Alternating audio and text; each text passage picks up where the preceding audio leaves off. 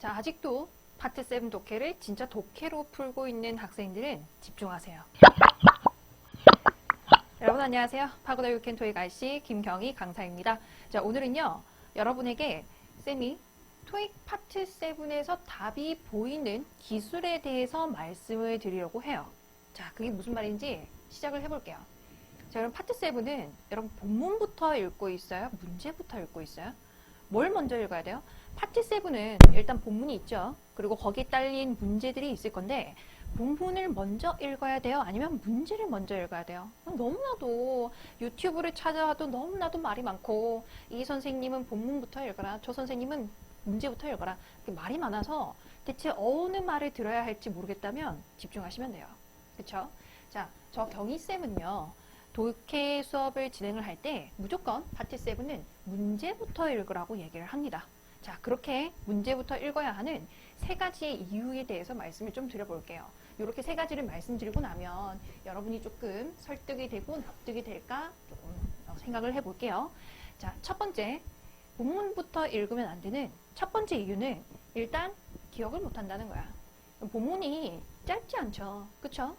짧은 것들은 쌤도 그냥 본문 읽고 문제 푸세요. 이렇게 얘기를 해요.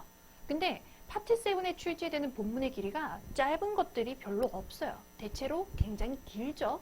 그 긴 본문을 여러분 한국말로 적혀있는 본문을 읽어도 이만큼 읽고 나서 문제에 답하세요 라고 얘기하면 답 못해요. 왜 못해요? 기억을 못해서요. 그쵸? 이게 무슨 내용이었고, 게다가 세부적인 정보들이 막 디테일한 정보들이 나열이 될 건데 어느 디테일에서 답이 나는지 기억이 안 나기 때문에 결론은 기억을 못해서 파트 7은 본문부터 읽으면 안 돼요. 그럼 두 번째, 본문부터 읽으면 안 되는 다음 이유는 다 읽게 된다는 거야. 그게 무슨 말이죠? 다 읽게 된다는 게 무슨 말이죠, 선생님? 자, 무슨 말이냐면 본문이 이만큼이 있어요. 생각을 해봐요. 세 단락 정도가 있다고 칩시다. 이렇게 세 단락의 본문이 있는데 만약에 답이 여기서 나왔어. 첫 번째 문제의 답이 여기서 나왔어. 근데 두 번째 문제의 답이 여기서 나왔어. 그리고 세 번째 문제의 답이 이쯤에서 나왔단 말이야. 근데 문제가 1, 2, 3번 세 문제밖에 없었어. 그러면 나머지 세 번째 단락은 굳이 읽어볼 필요가 있다 없다? 없다. 그쵸? 요만큼이나 우리가 버릴 수가 있는 거지. 근데 여러분이 문제를 먼저 읽지 않고 본문부터 먼저 읽게 된다면 첫 단락부터 마지막 세 번째 단락까지 그냥 다 읽어야겠죠. 그쵸? 처음부터 끝까지 다 읽어야 되고 결국엔 상관이 없었던 이 마지막 단락까지 다 읽어줘야 된다는 거야. 그럼 결론. 그렇게 본문부터 다 읽고 나서 문제를 풀면 어떻다? 느리다. 느리다. 여러분이 원어민 정도의 독해 실력이 있다면 원어민 정도라 생각하지 말고 그냥 한글로 된 기사를 읽었다고 생각을 해보세요.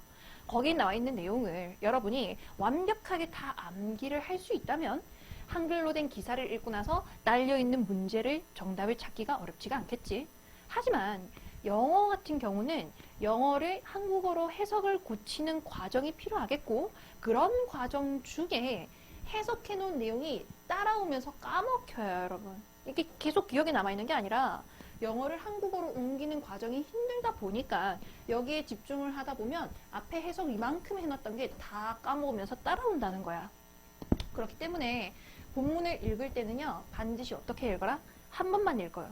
한 번만 읽어야 되고 본문을 한 번만 읽거나 안 읽거나 둘 중에 하나라고 생각하시면 됩니다. 무슨 말이냐고? 다시 본문은 읽을 거면 한 번만 읽거나 아니면 말씀드렸죠? 안 읽어도 되는 부분은 읽지 말거나 둘 중에 하나다. 그럼 이렇게 한 번만 읽거나 읽지 말거나 둘 중에 하나로 갈 거면 자, 어떻게 본문을 풀이해 주셔야 되는 거냐면 파트 7은 일단 첫 번째 대충 읽는다. 그러니까 본문을 보긴 볼 거야. 근데 본문을 꼼꼼하게 처음부터 해석을 하면서 보는 게 아니라 대충 볼 거야. 여기서 대충 우리가 파악해야 하는 정보가 뭐냐면 일단 문제 번호가 있죠. Refer to the following email, notification, information, article 이런 식으로 나와 있죠. 그쵸? 그래서 문제의 제일 위를 보시면 지문의 유형이 뭔지 설명이 들어가 있어요. 일단 그 부분은 당연히 읽으셔야 되겠고 그리고 나서 자 내려왔어. 만약에 제목이 있는 글이었다 치자. 예를 들어서 뭐 기사라든지 광고라든지 그런 어떤 제목이 존재한다면 제목은 당연히 읽으셔야 돼요. 특히나 기사의 제목은요. 우리가 기사의 제목을 헤드라인이라고 불러주죠. 헤드라인은 전체 내용을 거의 한 문장으로 함축해 놓은 거라고 생각하시면 돼요. 그래서 제목만 읽어도 전체의 내용이 예상 가는 경우가 굉장히 많거든. 근데 여러분 한 번씩 제목을 뛰어넘고 본문부터 읽어주는 학생들도 있더란 말이야. 절대 그렇게 읽으시면 안 되고 제목은 일단 글의 유형을 파악하면서 먼저 읽어두는 거예요. 다음으로 만약에 편지나 이메일이었으면 수신자, 발신자 당연히 확인해 주셔야 되겠고요. 뭐 좀 적어 놓으면 더 좋아요, 여러분. 헷갈리기 쉽기 때문에 편지를 보낸 사람은 경희 씨, 받는 사람은 민정 씨. 그러면 경희 씨가 민정 씨에게 보내는 편지. 이런 식으로 이렇게 이니셜 가지고 죽은 사람, 받은 사람을 미리 본문 옆에다가 체크를 해놔도 좋겠죠. 다음으로 부제목. 부제목이 뭘 말하는 거냐면 제목이 있어. 본문에 제목이 있고 자, 1번 항목 뭐뭐 한다면 어떻게 할까요? 정답, 대답 어쩌고저쩌고 하세요. 2번 항목 뭐뭐 한다면 어떻게 할까요? 거기에 대한 응답. 3번 항목 어떻게 한다면 어떻게 할까요? 거기에 대한 응답. 이렇게 나와 있겠죠? 그럼 여기서 이렇게 조금 볼드체로 약간 굵은 글씨로 들어가 있는 이런 부제목들이 보일 거예요. 이런 부제목들은 해당 단락의 내용을 담고 있기 때문에 부제목도 당연히 파악을 해 놓으셔야 돼요. 이런 식으로 본문을 대충적으로 읽으면서 여기서 내가 필요한 정보만 쏙쏙 골라내는 거야. 일단. 그쵸? 자, 그러고 나서 본문을 대략적으로 파악을 했지. 다음 단계 이제 문제를 읽으셔야 돼요. 자, 문제를 그냥 읽는 게 아니라 문제를 읽으면서 대략적인 단서의 위치를 확인하셔야 돼요. 그럼 여기서 대략적인 단서의 위치는 대체 어떻게 확인하는 거냐면 여러분 토익의 파트 7의 문제 유형이 7가지인 거 알아요? 정리해 볼까요? 주제나 목적을 묻는 문제, 세부사항을 묻는 문제, 추론을 묻는 문제, 암시 추론을 묻는 문제, true, not true, 진위 확인을 묻는 문제, 동의어 찾기 문제, 화자의 의도 파악하기 문제, 문장 삽입하기 문제, 총 7가지의 문제 유형이 있어요. 그럼 여러분 이 7가지의 문제 유형마다 접근하는 방식이 달라요. 아시겠어요? 뭐 주제나 목적 같은 경우는 초반에 잘 봐라. 뭐 진위 확인이나 추론 문제 같은 경우는 이렇게 풀어라. 그런 식으로 접근 방법이 다 정해져 있어요. 그래서 문제 유형에 따라서 대략적인 단서를 찾아줄 수가 있어요. 이게 문제 유형에서 이런 단서가 안 보인다면 지문의 유형별로 접근을 해도 단서를 찾을 수 있는 경우가 있어요. 지문의 유형이 뭐예요? 이메일이라든지 공지라든지 광고냐, 기사냐, 아니면 뭐 정보글이냐 이런 식으로 지문의 유형이 뭐냐에 따라서도 단서를 미리 체크해 놓을 수 있는 경우들이 많이 있어요. 그런 경우는 충분히 다 활용을 하셔야 돼요. 그러니까 다시 뭐라고? 문제 유형별 접근법 그리고 지문 유형별의 접근법이 다 정해져 있고 그걸 조합해서 단서 위치를 미리 체크를 해 놓는다. 그럼 그런 접근법들은 어디서 배우나요? 어디서 배우긴? 수업 시간에 선생님이 알려주겠죠. 자, 다음으로 이렇게 하고 나면 세 번째, 이제 본문을 가는 거야. 본문을 가서 본문을 읽어주는데 제가 매일 강조하는 표현이에요. 뭐라고?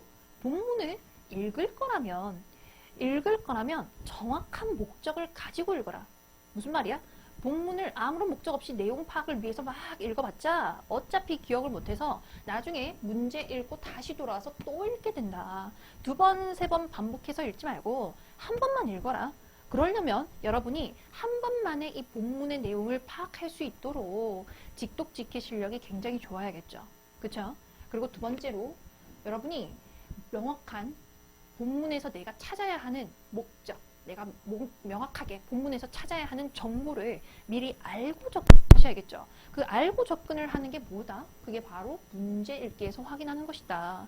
그래서 정확하게 내가 원하는 정보, 이런 정보 저런 정보를 잡아야지 라고 생각을 하면서 본문을 읽으시고 본문에서 답이 나왔어? 그러면 바로 읽다가 끊고 와서 정답을 바로 체크를 해 주셔야 되는 거예요. 여러분 하실 수 있겠어요?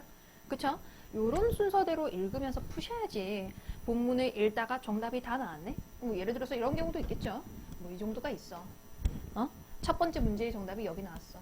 두 번째 문제의 정답이 여기 나왔고 세 번째 문제 같은 경우는 너무나도 명확하게 답의 단서가 딱 눈에 보이는 거야. 예를 들어서 얘기해 볼까요? 여기에 참여하는 사람들은 추가 요금을 내고 뭘 할 수 있나요? 가 질문이었다 쳐요, 여러분. 추가 요금을 내고 뭘 할 수 있나요? 그럼 그런 정보는 어디서 찾으면 된다? 그런 정보는 어디서 찾는다는 건 딱히 정해져 있지 않지만 대체로 달러 표시를 보면 나와요. 어디를 보면 정답이 되면 달러 표시를 보면 나온다고. 추가 요금을 내고 해야 되는 거면 이런 건 추가 요금이 있습니다. 에서 끝나지 않아요. 그럼 뭐라고 얘기한다? 추가 요금 10달러 있어요. 요렇게 얘기한단 말이야. 아시겠죠?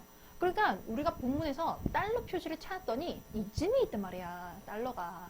그럼 여러분 2번 문제를 풀었어. 3번 문제 단서는 여기 있어. 이거 읽을 필요 있어 없어? 없단 말이지. 그쵸? 이런 데서 여러분이 시간을 벌고 지나가셔야 되고 이거요? 읽어봤자요. 여기 나와 있는 내용들을 가지고 교묘하게 비틀어서 오답을 만들어내기 때문에 오히려 여러분이 정답만 읽고 넘어가는 것보다 더 헷갈리게 만들 수가 있어요. 그래서 이런 필요 없는 쓰잘데기 없는 부분은 그냥 스킵하고 넘어가는 그런 스킬을 좀 가지셔야 되겠어요. 됐죠? 자, 이렇게 풀이 순서대로 접근을 하시면 파트 7의 정답이 훨씬 더 쉽게 잘 보일 거고 그냥 본문 먼저 읽어서 정답을 찾는 것보다 훨씬 더 시간이 줄어들게 되고 기존에 다 못 풀었던 학생들도 끝까지 풀게 될 거예요. 그게요. 순서만 바꾼다고 해서 경희쌤이 정말 좋은 팁을 줬어. 문제 먼저 읽고 그리고 나서 본문을 읽어라 라는 팁을 줘서 나는 오늘부터 문제를 먼저 읽어볼 테야 라면서 문제를 읽는다고 해서 여러분이 한 번에 이걸 다 할 수 있는 게 아니고 갑자기 늘어나던 시간이 막 줄어들진 않아요. 그렇진 않아요.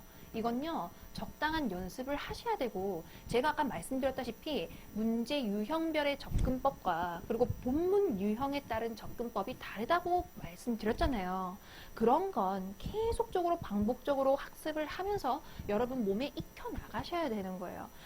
추가 요금에 대해서 물어보면 달러를 찾아라. 웹사이트에 가면 뭔 정보가 있느냐를 물어보면 www.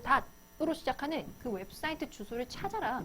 이런 식의 팁을 제가 끊임없이 수업 시간에 전달을 하기 때문에 우리 수업을 한 달 정도 듣잖아요. 그러면 어느 순간 쌤이 했던 얘기가 반복되고 있을 거예요. 한 달 정도만 들으면 반복되고 있을 거라고요. 그래서 했던 얘기 같은데 라는 느낌이 딱 꽂히는 그 순간부터 여러분 파트 7의 풀이 시간은 줄어들고 점수는 올라갈 거예요. 자, 됐죠? 그럼 여러분 지금까지 시간 괜찮았어요? 여기까지 들었을 때 아직 시간적인 여유가 남았어요? 그러면 다음번 문제를 한번 풀어볼 건데 여러분 문제 같이 풀면서 적용시킬 수 있는 학생들은 같이 풀어주시고요. 그렇지 않은 학생들은 여기서 영상을 끊어주셔도 상관없겠습니다. 자, 그러면 다음 문제에서 만날게요.